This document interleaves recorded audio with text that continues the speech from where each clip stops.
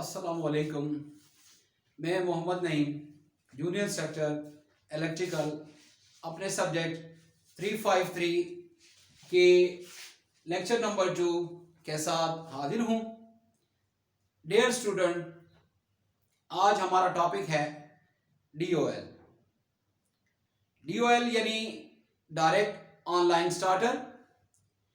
आज इस video lecture में हम direct online starter, there parts and working पढ़ेंगे।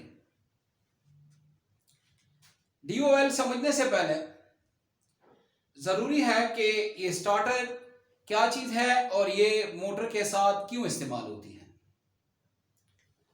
तो स्टार्टर की तारीफ कुछ यूं है कि वो आला जो स्टार्ट करने के लिए मोटर के सीरीज में करंट को कमोबेश करने के लिए इस्तेमाल होता है, ताकि वो करंट को कमोबेश करके मोटर को स्टार्ट करे।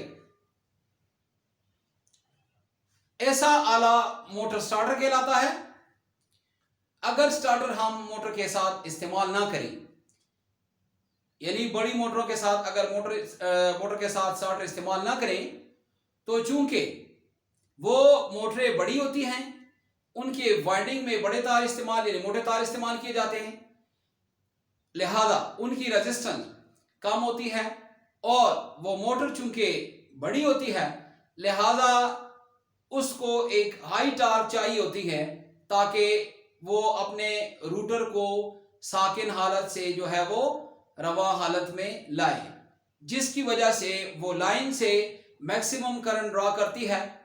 और जब वो मैक्सिमम करंट ड्रा करती है, तो जैसा कि हम जानते हैं कि इंडक्शन मोटर जो होते हैं या जो मोटर होते हैं, वो अपने करंट से यानी नॉर्मल करंट से 3 से 4 गुना ज्यादा करंट स्टार्टिंग के वक्त ड्रा करती है। लिहाजा अगर हम स्टार्टर इस्तेमाल ना करें और ऐसा बंदोबस्त ना हो कि वो शुरू में उस स्टार्टिंग करंट को कम करें और करंट के रास्ते में स्टार्टर लगाएं ताकि मोटर सेफली स्टार्ट हो जाए, तो अगर ऐसा ना करें तो मोटर जो है वो हीटअप हो जाता है और जल जाता है। लिहाजा मोटर को बचाने के लिए, ताकि वो सेफली स्टार्ट हो जाए, इसलिए हम मुख्तलिफ किस्म के जो है वो स्टार्टर इस्तेमाल करते हैं। हमारे टॉपिक के मुताबिक जो हमारा आज का टॉपिक है वो है DOL यानी डायरेक्ट ऑनलाइन स्टार्टर। जिस तरह नाम से जाहिर है कि ये एक ऐसा मोटर स्टार्टर होता है जो कि मोटर को डायरेक्ट लाइन के साथ जोड़ता है। ये स्टार्टर जो है वो कम मोटरों के साथ इस्तेमाल होती है, जिस तरह के 1 से लेकर 3 हॉर्स पावर तक सिंगल फेज और 1 से लेकर 10 हॉर्स पावर तक 3 फेज की मोटरें जो है वो शामिल हैं। DOL के कुछ हिस्से हैं, उसमें पहला हिस्सा जो है वो मैग्नेटिक कंडक्टर कहलाता है। मैग्नेटिक कंडक्टर के मजीद हिस्से electromagnet, main conducts, axillary conducts. दूसरा मेन हिस्सा इसका thermal overload relay. Thermal overload relay के मजीद 4 हिस्से, जिनमें टेम्परेचर सेंसिंग डिवाइस जो कि हरारत की वजह से जो करंट होता है उसको सेंस करता है, करंट सेटिंग डिवाइस जिसकी मदद से हम अकॉर्डिंग टू मोटर करंट जो है इस थर्मल ओवरलोड रिले की करंट को सेट करते हैं। तीसरा टेम्परेचर कंपनसेटिंग डिवाइस जो कि इर्द गिर्द के टेम्परेचर की वजह से कंपनसेट करता है।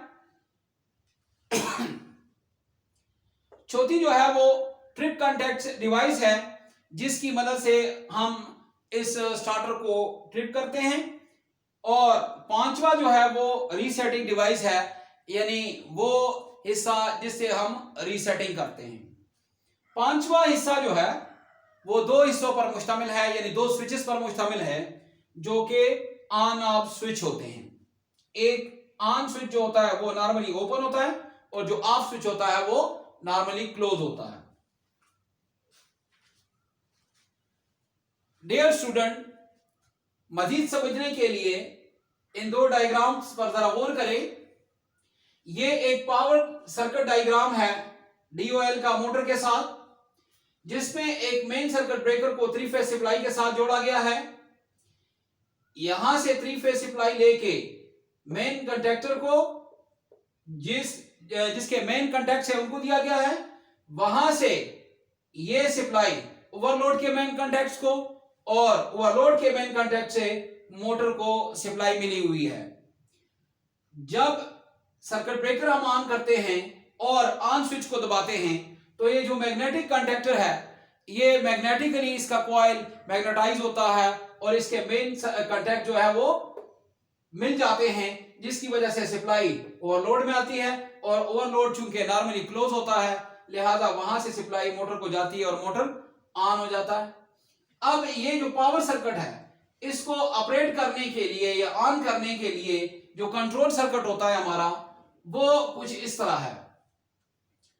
कंट्रोल सर्किट की सप्लाई जो है इस वक्त इस डायग्राम में आप देख रहे हैं कि ये एक सिंगल फेज कंट्रोल वायरिंग है, यानी एक न्यूट्रल और एक इन तीनों में से किसी एक फेज के साथ। और अगर ये एक्साइटिंग कॉइल जो है अगर ये 440 यानी 400 वोल्ट की 3 फेज की हो तो फिर ये कंट्रोल सर्किट जो है 2 फेजों पर मुश्तमिल होता है, यानी L1 L2 या L1 L3 या L2 L3 किसी भी 2 फेजों के दरमियान। फिर ये न्यूट्रल नहीं बल्कि इसकी जगह कोई एक फेज इस्तेमाल होता है। ओवरलोड से सप्लाई आती है फेज और उसके दूसरे टर्मिनल से आउट होती है, यानी चूंकि ये नॉर्मली क्लोज होता है लिहाजा ये सप्लाई को फॉरवर्ड कर देता है। वहां से जाती है सप्लाई ऑफ स्विच में। ऑफ स्विच चूंकि नॉर्मली क्लोज होता है लिहाजा यहां से भी सप्लाई पास हो जाती है और आती है जो ऑन स्विच है वहां पर। अब जब हम मोटर को स्टार्ट करने के लिए ऑन स्विच दबाते हैं तो ये इस ऑन स्विच को दबाने से ये जो 2 कॉन्टैक्ट्स है ये मिल जाते हैं और सप्लाई एक्साइटिंग कॉइल को मिलती है। यहां से चूंकि न्यूट्रल मिला हुआ है लिहाजा एक्साइटिंग कॉइल एनर्जाइज होगा और ये मैग्नेटिकली होल्ड करेगा, जिसकी वजह से इसके ये जो नॉर्मली ओपन कॉन्टैक्ट्स है ये क्लोज हो जाएंगे और मेन कॉन्टैक्ट्स जो 3 है ये भी क्लोज हो जाएंगे और सप्लाई मोटर को मिलेगी। जब इसको हम दबाते हैं और ये नॉर्मली ओपन जो है ये क्लोज हो जाते हैं मैग्नेटिक कंडक्टर्स के जो एक्सटर्नल कंटैक्ट्स हैं, तो सप्लाई यहां से होती हुई कॉइल को आती है और सर्किट कंप्लीट हो जाता है न्यूट्रल मिला के।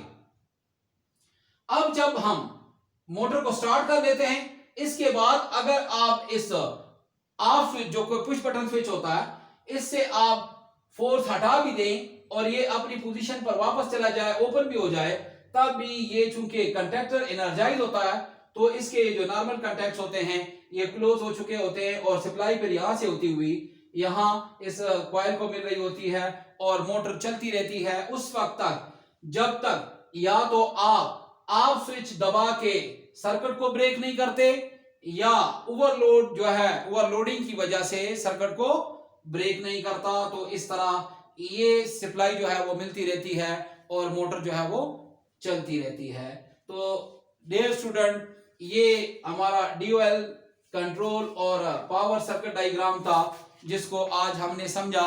उम्मीद है आपको DOL की कंस्ट्रक्शन पार्ट्स और वर्किंग समझ आ गई होगी। अल्लाह हाफिज।